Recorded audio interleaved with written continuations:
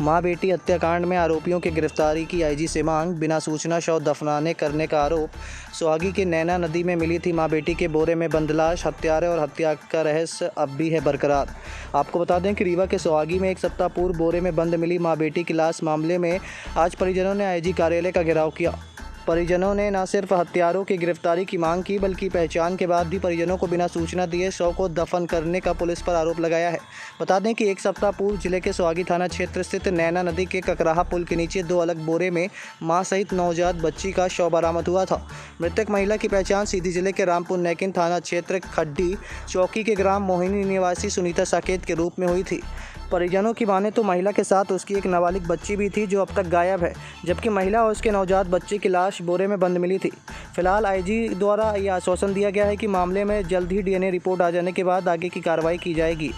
मेरी ननद सुनीता साकेत और मेरी भांजे नैन्सी साकेत 29/8/2023 को घूमी थी और आज तक कुछ नहीं था।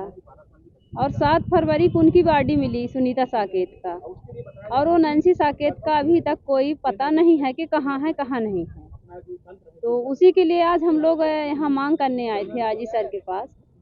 तो सर बोले कि आपको न्याय मिलेगा, पूरा भरोसा रखिए आप, आपको हम पूरा न्याय दिलवाएंगे। और ये तो नहीं पता है कि अब आरोपी पकड़ा गया कि नहीं पकड़ा गया, हमको नहीं पता है।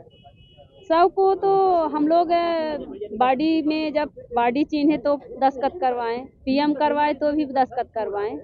और प्रशासन की तरफ से 2 दिन के लिए रखा गया था कि 2 दिन के लिए रख लें। फिर हमको साहब सिटी कोतवाली से टीआई सर फोन लगाए कि आप आ जाओ, बोले कि कल शव ले जाओ। हम बोले कि कल त्योहार है बसंत पंचमी, तो हम नहीं ले जाएंगे, क्योंकि हमेशा मेरी वो त्योहार हमेशा नहीं रहेगी, खत्म हो जाएगी, हम लोग कुछ नहीं कर सकते उस दिन को। और कल प्रशासन के तरफ से बॉडी को दफना दिया गया है। वही थोड़ा शंका है कि सर लोग मेरे बिना इजाज़त के बॉडी दफना दिया गया। और प्रशासन न्याय तो मिलेगी, बोले हैं साहब कि न्याय मिलेगी, आपको हम न्याय दिलवाएंगे। अब प्रशासन पर पूरा भरोसा कर रहे हैं कि न्याय बोल रहे थे दिलवाएंगे। मतलब ये गुमशुदे हुए उसके एफआईआर हुई है, 365 धारा 363 2 लगा दिए हैं, और जो आगे की कार्रवाई होगी उसमें कुछ पाया जाता है डीएनए के बाद तो उसमें एफआईआर होगी, पुनः 302 कायम करेंगे। यही आश्वासन मिला है सर से, हो गया। आपका आरोप है कि हमें बगैर सूचना दिए बॉडी को दफना दिया गया। हाँ, ये बात तो सत्य है, लिखित में दिया गया था, परिजन ने लिख के दिए थे। जब तक उस समय हाँ, क्या बातें हुई थी, अभी क्या हुआ है? बातें ये हुई थी कि भाई 2 दिन के लिए मोहलत चाहिए, 2 दिन बाद हम बॉडी ले जाएंगे।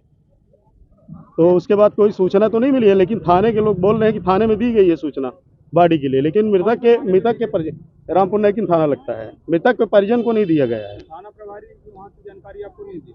नहीं, कुछ भी नहीं हुआ, बात कोई भी बात नहीं हुई। अभी अंदर क्या बात हुई? अंदर यही जो बताए सर, पहले बता तो चुके, यही बात है। बात बनी, क्या निष्कर्ष निकला है? निष्कर्ष ये एफआईआर कॉपी दे दिए हैं, धारा करा दी गई इनके खिलाफ, और इसको जो है तत्काल जेल भेजा जाएगा। डीएनए रिपोर्ट का जो रिपोर्ट नहीं आई है, उसी केस के बिंदु में आ जाने के बाद स्पष्ट हो जाएगा केस में। अभी गिरफ्तार आरोपी है, और जो कि प्रकरण उसके ऊपर दर्ज कर दिया गया है, अपहरण केस भी दर्ज किया गया है। और अभी अपहरण का जो लड़की गायब है उसी का प्रकरण दर्ज किया है। और इस केस में क्या है, पोस्टमार्टम रिपोर्ट पर डिपेंड है।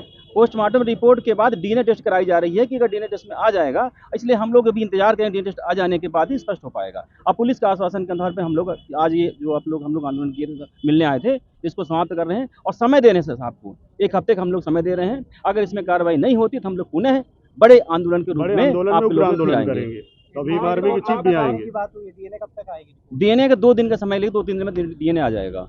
क्योंकि इस केस में जो अपराधी है, जिसको जो नाम आ रहा है, वो एक आतन अपराधी और सातिर अपराधी है। उसका शिवेन सिंह नाम है, और लगभग पुलिस से हर पहलू हमें संतुष्ट की है, उनके परिजन भी हमारे साथ में हैं।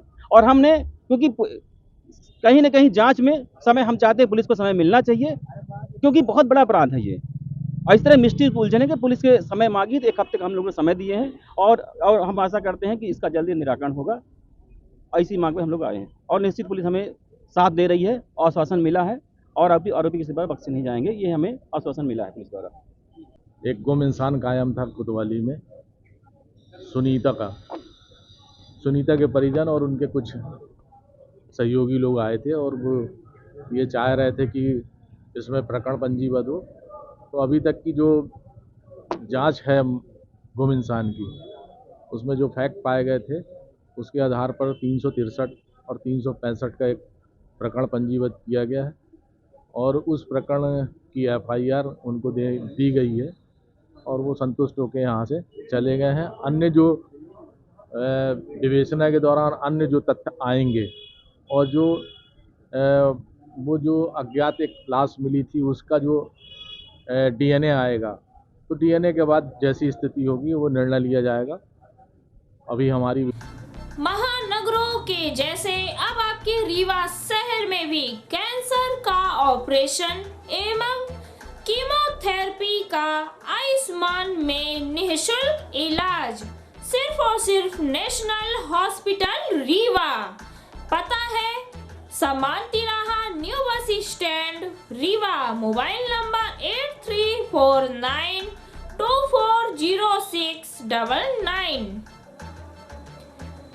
महानगरों के जैसे अब आपके रीवा शहर में भी आयुष्मान से निःशुल्क इलाज गालब्लेडर, पित्त की थैली की पथरी एवं किडनी की पथरी का आयुष्मान से निःशुल्क इलाज केवल नेशनल हॉस्पिटल में। पता याद रखें, समान तिराहा new bus stand Rewa. Mobile number 8349240699।